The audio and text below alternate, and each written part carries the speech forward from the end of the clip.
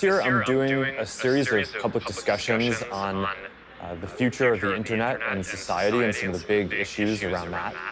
And today, I'm here with Yuval Noah Harari, a great historian and best-selling author of a number of books. His first book, *Sapiens*, a brief history of humankind, kind of chronicled and did an analysis going from the early days of hunter-gatherer society to now how our civilization is organized. And your next two books, the Homo Deus, A Brief History of Tomorrow and 21 Lessons for the 21st Century, actually tackle important issues of technology and the future. And that's, I think, a lot of what we'll talk about today. But, most historians only tackle and analyze the past. But a lot of the work that you've done has had really interesting insights and raised important questions for the future. So I'm really glad to have an opportunity to talk with you today. So Yuval, thank you for joining for this conversation. Yeah, I'm happy to be here. I think that if historians and philosophers cannot engage with the current questions of technology and the future of humanity, then we aren't doing our jobs. We are not just supposed to chronicle events, centuries ago. All the people that lived in the past are dead. They don't care. The question is what happens to us and to the people in the future. Yeah. All right, so all the questions that you've outlined, where should we start here?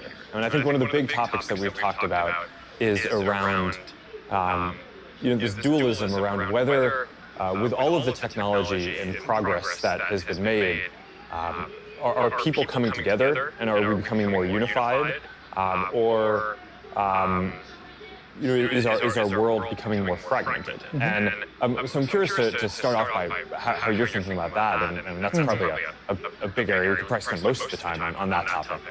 Yeah, if you look at the long span of history, then it's obvious that humanity is becoming more and more connected. If thousands of years ago, planet Earth was actually a galaxy of a lot of isolated worlds with almost no connection between them, so gradually people came together and became more and more connected until we reach today when the entire world for the first time is a single historical, economic and cultural unit. But connectivity doesn't necessarily mean harmony. The people we fight most often are our own family members and neighbors and friends. So it's really a question of, are we talking about connecting people or are we talking about harmonizing people? Connecting people can lead to a lot of conflicts. And when you look at the world today, you see this duality, for example, in the rise of walls, which we talked about earlier when we met, which for me is something that I just can't figure out what is happening, because you have all this new connecting technology and the internet and virtual realities and social networks, and then one of the top political issues becomes building walls. And not just cyber walls or firewalls, building stone walls. Like the most Stone Age technology is suddenly the most advanced technology.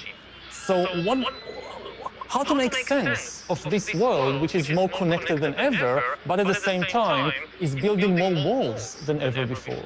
Yeah, well, I think one of the interesting questions is around whether there's actually so much of a conflict between these ideas of people becoming more connected and this fragmentation that you talk about.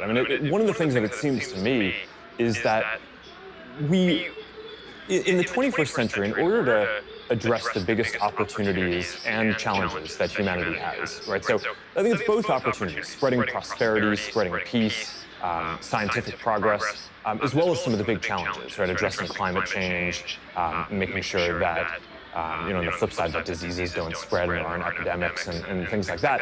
We really need to be able to come together and have the world be more connected.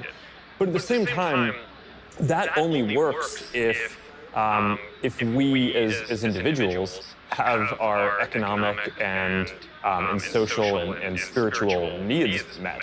And so one way to think about this is in terms of fragmentation, but another way to think about it is in terms of personalization, right? And I just think about, when I was growing up, one of the big things that I think that the internet enables is for people to connect with groups of people who share their real values and interests. And it wasn't always like this, right? Before the internet, you were really tied to your physical location. And I just think about how when I was growing up, I grew up in a town of about 10,000 people, and there were only so many different clubs or activities that you could do. So I grew up, like a lot of the other kids, playing Little League baseball. And I kind of think about this in retrospect. It's like, I'm not really into baseball. I'm not really an athlete. So why did I play Little League when my real passion was programming computers? And the reality was that growing up, there was no one else really in my town who was into programming computers. So I didn't have a peer group or a club that I could do that. It wasn't until I went to boarding school and then later college where I actually was able to meet people who were into the same things as I.